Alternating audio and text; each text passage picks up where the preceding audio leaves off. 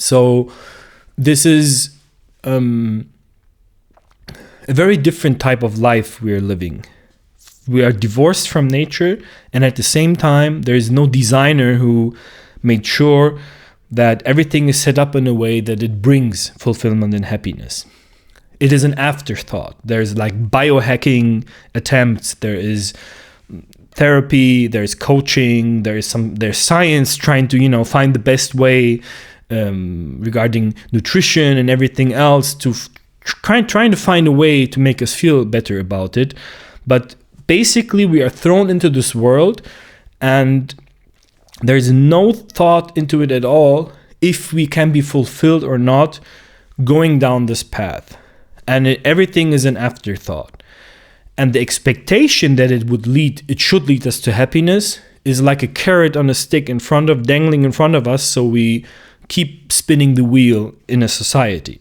So we keep working, we keep being part of the system. And then then we can reach happiness. And if we don't, which regularly many people don't, it is being reflected to us that we need to investigate ourselves. We need to go into a search and find out something. We need to become spiritual and find some sort of spiritual enlightenment that will bring eternal peace and happiness.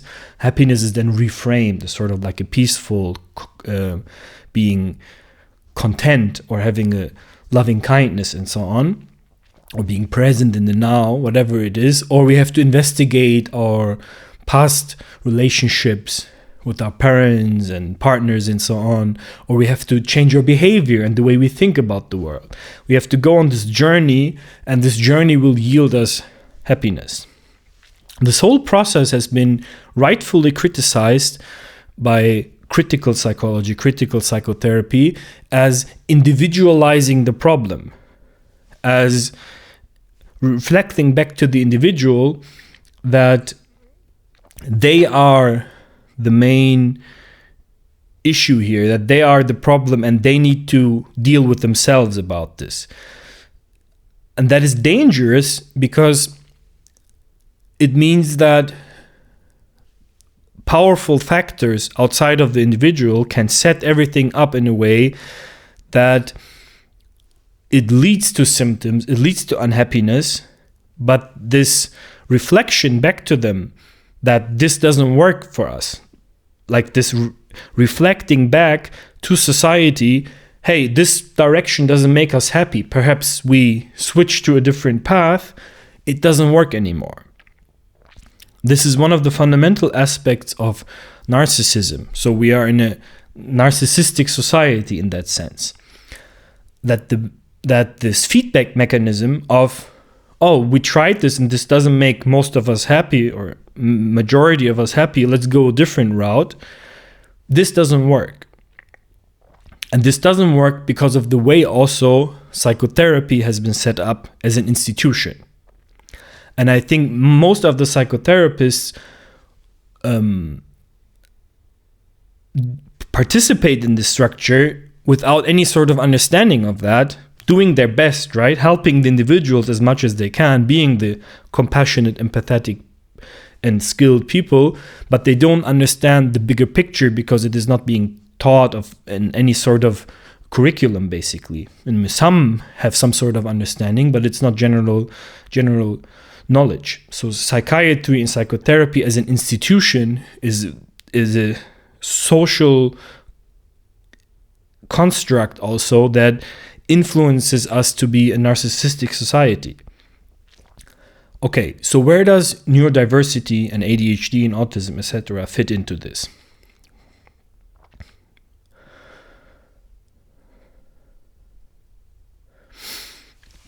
So you can see that ADHD or autism, these are not distinct things. It's not like having influenza or bacterial meningitis or whatever. It's not something that we can measure in the blood.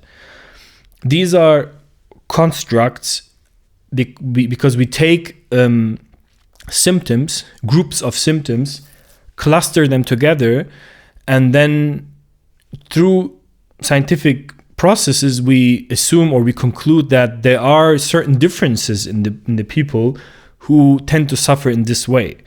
But we go from the symptoms and the suffering and try to deconstruct it into some sort of personal differences. Yet we see that this doesn't really work quite well, because when you take the autism spectrum, you might have a typical idea of the typical autistic person, but that doesn't actually exist. You know, an autistic person can be like that, and the other person can be like that. Like, one autistic person can have tremendous difficulty in going on dates, let's say, on dating, because they find small talk unbearable. And for another, it can be their special interest, and they can be masters in it. So, and both can be, you know, equally autistic. There's no degrees of it, but to help you understand that this whole ideas that we are projecting don't really work that well. And so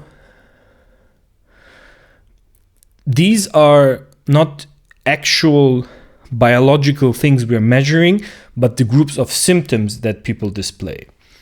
What we find out is that there are great differences between individuals, because there's about 10,000 genes responsible for the way we experience and learn and the way our nervous system works. And so there's a high variance in that, and we are very, very different from one another, which is the foundational idea of neurodiversity, that there is a diverse set of configurations here at play, and they work differently. And what we name then, what we call autism or ADHD, is not the way these systems work, but is that when people who in some of these dimensions of the nervous system struggle, or are in a place where they can't live according to their own nature, but force themselves into behaving as though they are different, or what they think to be normal, and so on, that causes symptoms and a specific type of suffering that we then diagnose as ADHD, and so on.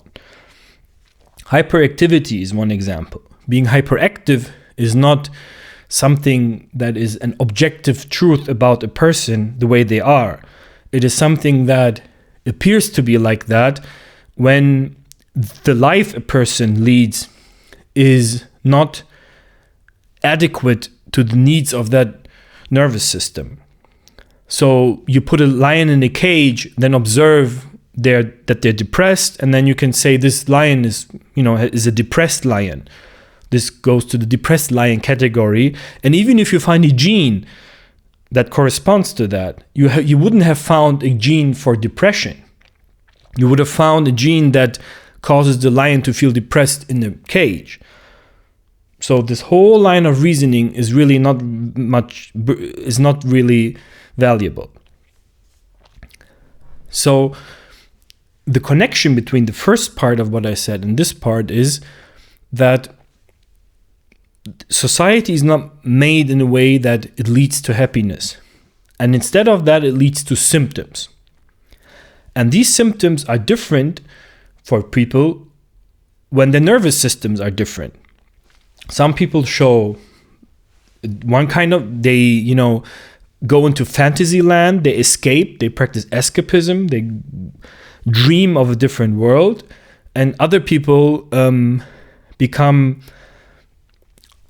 so bored and stressed that they fall into depression, and others again become overexcited and they need to go with their energy, and they make a big mess everything they go. So there's different ways of dealing with this deep-rooted unhappiness, but none of this is a direct representation of the natural and healthy workings of the nervous system. And so the medication people take don't actually help them realize their potential and live according to their nervous systems, but it helps them feel less symptoms when pressed into and forced into living a life that is not really meant to be their lives. So in an ideal world, every individual will get the opportunity and the chance to explore and live every part of life according to their specific nervous system needs. Waking up at a certain time, eating certain foods, and being able to work in a specific type of pattern or whatever work constitutes for them, and so on. So there isn't really anything here that is solvable by psychotherapy.